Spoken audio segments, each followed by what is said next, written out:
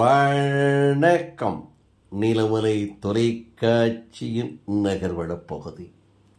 செய்திகளை வாசிப்பது மலைகளின் அரசி உங்கள் நீலமலை அன்பில். இன்றைய நகர்வளப் பகுதியில் நாம் பார்க்க இருப்பது, மதங்களை கடந்து மனித நேயங்கள் ஒன்றாக வாழ்வதுதான் இந்திய திருநாடு. அதிலும் தென்னகத்தில் வாழுகின்ற மக்கள் என்றைக்குமே மனித நேயத்தை விரும்பக்கூடியவர்கள். மதங்களை அப்புறப்படுத்தி மனித நேயத்தை முன்படுத்தி வாழுகின்ற மக்கள் வாழுகின்ற நாடாக நம் நாடு இருந்து கொண்டிருக்கிறது. ஒரு மலையை காண்பித்து அந்த மலை எங்களுக்கு சொந்தம் என்று சிலர் அந்த மலையை வைத்து அரசியலை செய்கின்ற அவலநிலை நமது நாட்டிலும் உண்டு என்று சொன்னாலும் அதெல்லாம் கடந்து விடுகிறது, சென்று விடுகிறது, போய்விடுகிறது என்று சாம்ராஜ் நகர் பகுதியிலே இருந்து நமது செய்தியாளர் குண்டண்ணா அவர்களும் ஒளிப்பதிவாளர் திரு அப்துல் ரஷீத் அவர்களும் ஒரு செய்தியை, ஒரு தகவலை தந்திருக்கிறார்கள். தமிழ்நாட்டினுடைய எல்லையாக சத்தியமங்கலத்தை அடுத்து இருக்கக்கூடிய சாம்ராஜ் நகர், கடந்த காலங்களிலெல்லாம் மைசூர் மன்னர்களெல்லாம் இங்கே இருந்து சென்றவர்கள் என்று இந்த சாம்ராஜ் நகருக்கு ஒரு சிறப்பும் ஒரு பெருமையும் உண்டு.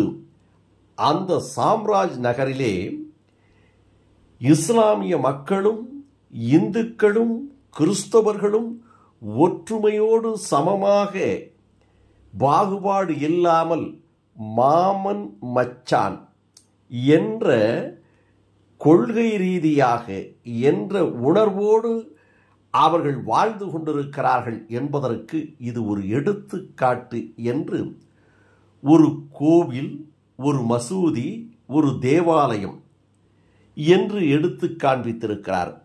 அந்த சாம்ராஜ் நகர் பகுதியிலே அமைந்திருக்கின்ற ஒரு இடத்திலே தொழுகை நடத்துகின்ற மசூதி ஒன்று அமைந்திருக்கிறது.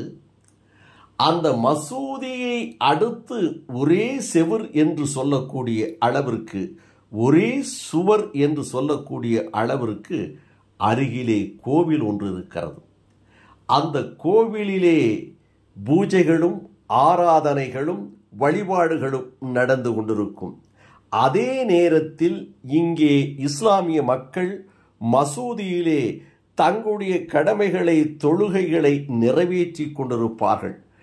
அவர்களுக்கு அவரவர்கள் தெய்வங்கள், அவரவர்கள் கடவுள்கள், அவரவர்கள் வழிபடுவதுதான் முக்கியம் என்று அவர்கள் அவரவர் பணியினை நோக்கிக் கொண்டு வெளியிலே வருகின்ற போது, என்ன மச்சான் ನನ್ರಾಗ ಇರುತ್ತೀರೇ, ಏನೋ ಚೆನ್ನಾಗಿದ್ದೀರಾ, ಏನು ಮಾಡ್ತೀರಾ, ಎಲ್ಲಿ ದೇವಸ್ಥಾನ ಹೋಗಿ ಬಂದೀರಾ, ಏನಪ್ಪ ನಮಸ್ಕಾರ ಮಾಡಿ ಬಂದೀರಾ, மசூதிக்கு ಹೋಗಿ ಬಂದೀರಾ என்று பள்ளிவாசலுக்கு சென்று வந்தீர்களா, ஆலயத்தில் சென்று பூஜைகளை முடித்து விட்டீர்களா என்று கேட்பார்களாம்.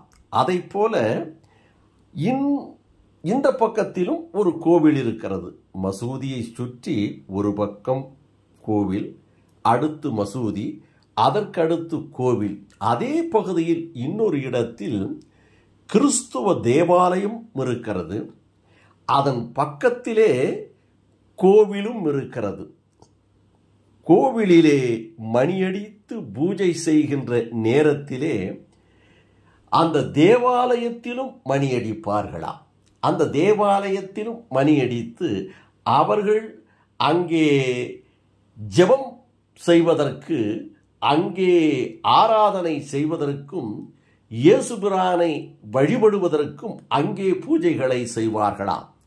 எந்த கருத்து வேறுபாடுகளும் இல்லை, எந்த உடன்பாடுகளும் அவர்களிடத்திலே இல்லாமல் எல்லோரும் ஒற்றுமையாக வாழ்ந்து கொண்டிருக்கக்கூடிய ஒரு நகரமாக சாம்ராஜ் உடையார் என்பார்கள்.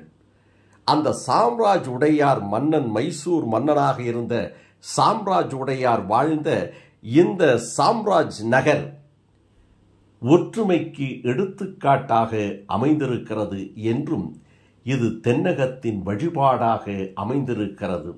சிலர் அரசியலை செய்ய வேண்டும் என்பதற்காக மதத்தை கையிலே எடுத்து இங்கே விளையாடுகிறார்கள் என்றும் அந்த விளையாட்டை நிறுத்தி இதுபோல் ஒற்றுமையாக வாழ்ந்தால் இந்த நாடு நலம் பெறும் வளம் பெறும், ஒருவருக்கொருவர் பிரச்சனை இல்லாமல் நிம்மதியாக வாழலாம் என்று சாம்ராஜ் நகர் பகுதியிலே இருந்து சிறப்பு செய்தியாளர் குண்டண்ணா அவர்களும் நமது ஒளிப்பதிவாளர் அப்துல் ரஷீத் அவர்களும் இந்த செய்தியை நமது நகர்வள பகுதிக்கு தந்திருக்கிறார்கள்.